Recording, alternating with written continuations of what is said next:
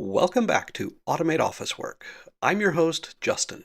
And today we're tackling something that trips up almost every team before they even get to automation: communication chaos. Here's the thing nobody tells you when you're excited about bots, workflows, and AI assistants. Automation doesn't fix chaos, it speeds it up. If your team already has unclear expectations about where information lives and how fast people should respond, automating on top of that just means the chaos moves faster and hits more people. So today, before we talk about a single tool, we're going to talk about the thing that has to exist first: a real communication plan. I'll walk you through the 10 elements every team needs, how that plan needs to stretch beyond your team to everything the business says externally, how to actually build it all in a single working session, and then, once that foundation exists, exactly where automation earns its keep. Let's name the symptoms first, because I guarantee at least one of these will feel uncomfortably familiar. Too many channels: Slack, email, a project tool, texts, and somehow decisions still get lost. Unclear response expectations. Someone pings you and you have no idea if they need an answer in 5 minutes or 5 days. So everything starts to feel urgent. Meetings that could have been an email, sitting right next to decisions that got buried in a DM thread and never made it anywhere near documentation. And the cost of this isn't just annoyance, it's real. Constant context switching between channels is one of the most expensive things we do to our attention during a workday. Deadlines slip because "I didn't see it" is a legitimate excuse when there are 5 places a message could have landed. And underneath all of it is a slow burn toward burnout. Because when there's no shared agreement on response time, everything defaults to always on. Here's the reframe I want you to sit with. This isn't a tooling problem. It's a decision-making problem. Your team hasn't failed to communicate. It's failed to agree in advance on where and how fast. So let's build the plan.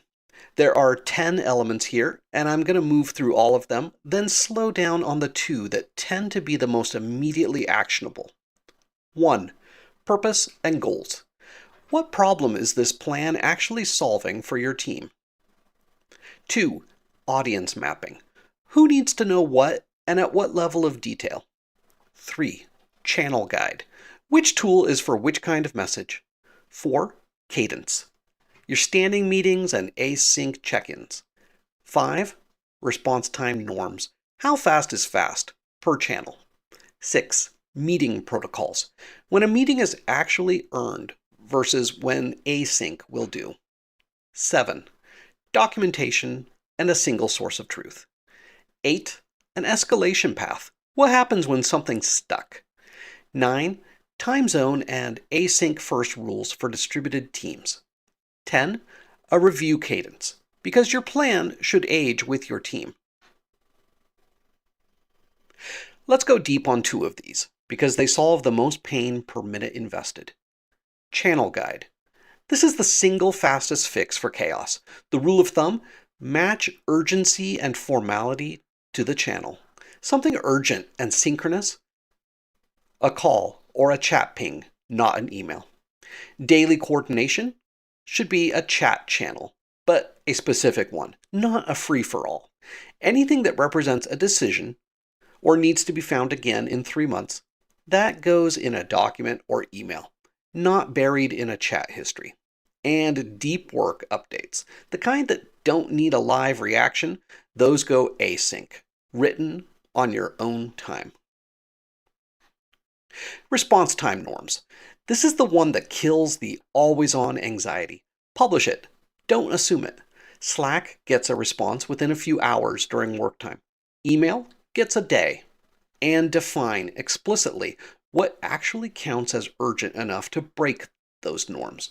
Because if everything is marked urgent, nothing is. Here's a blind spot most communication plans have. They only cover internal team communication: Slack, email, meetings, and completely ignore everything the business says to the outside world. But policies, contracts, training materials, your website, your support inbox. These are all communication channels too, and most of them have no clear owner, no review schedule, and nobody who'd notice if they went stale for a couple years. Think about everything falling under this umbrella: policies and governance documents, training and enablement materials, your public web presence, legal and contract templates, marketing materials, documentation, procedures and runbooks, system and shared email accounts, intake forms, recurring outbound like newsletters, and community or review site channels. That's a lot of surface area, and almost none of it usually shows up in a communication plan. So let's build a breakout process just for this: finding, owning, reviewing, and updating every external facing channel. Step 1, find everything. Don't try to remember, audit. Walk department by department. What does legal maintain? What does marketing publish? What forms does support use? What does a new customer receive automatically in their first week? You'll find channels nobody currently thinks of as communication: a contract template, an autoresponder, a Zapier triggered email. All of it counts. Step 2, build the inventory. One shared document or spreadsheet. Every channel gets a row with it: what it is, where it lives, who currently touches it, when it was last updated, and how often it should be reviewed. This single artifact becomes the map your plan was missing. Step 3, assign ownership. Every single row needs one named owner, not marketing team, but a person. Ownership without a name is ownership nobody has. If a channel has no natural owner, that's a decision to make right now, not a gap to leave open. Step 4, set a review cadence per channel, not one blanket rule. A privacy policy might need annual review. A pricing page might need review every quarter. A support canned response might need review every time the product changes. Match the cadence to how often the underlying truth changes. Step 5, put a trigger process in place, not just a calendar. Calendar-based review catches drift eventually. But the better fix is a trigger. When pricing changes, whoever owns that decision pings the owner of every channel that mentions pricing. Your inventory is what makes that possible because you can search it. Step 6, revisit the inventory itself. New channels get created constantly: a new landing page, a new automated email. And if they don't get added to the inventory the moment they're created, you're back to blind spots. Make add it to the inventory part of the definition of done for launching anything customer facing. The takeaway: your communication plan isn't complete until it accounts for what the business says to the world, not just what the team says to itself. An inventory with named owners and matched review cadences is what turns "I think someone's tracking that" into an actual system. Here's the practical part. You do not need a committee and 6 weeks. You need one working session, 60 to 90 minutes, with the actual team in the room, not written by one person and handed down. Bring a shared document, walk through the 10 elements as an agenda, and write down actual decisions next to each one, not aspirations, decisions. If your team owns any of the external facing channels we just covered, bring the inventory into the same session and assign owners on the spot. The most common mistake I see: someone writes the whole plan alone over a weekend and then presents it to the team as a done deal. It gets nodded at and then ignored because nobody had a hand in it. Co-creation is what makes people actually follow the norms afterward. Now, and only now, automation. Once the plan exists, here's where it earns its place. Status update bots that pull from the channel you already agreed status updates live in. Auto routing rules that flag messages as urgent based on the definition your team already wrote down, not a guess. Meeting notes that get auto converted into your single source of truth document instead of living and dying in someone's meeting notes folder. And once your channel inventory exists, automation can even help there too. A scheduled reminder to each owner when their review date comes up, so the inventory doesn't quite go stale either. The principle to remember: automation should enforce the plan. It shouldn't replace the thinking behind it. If you skip the plan and go straight to the bot, you've just automated the chaos. And here's the last piece: getting people to actually adopt this. Don't roll it out as a memo from leadership.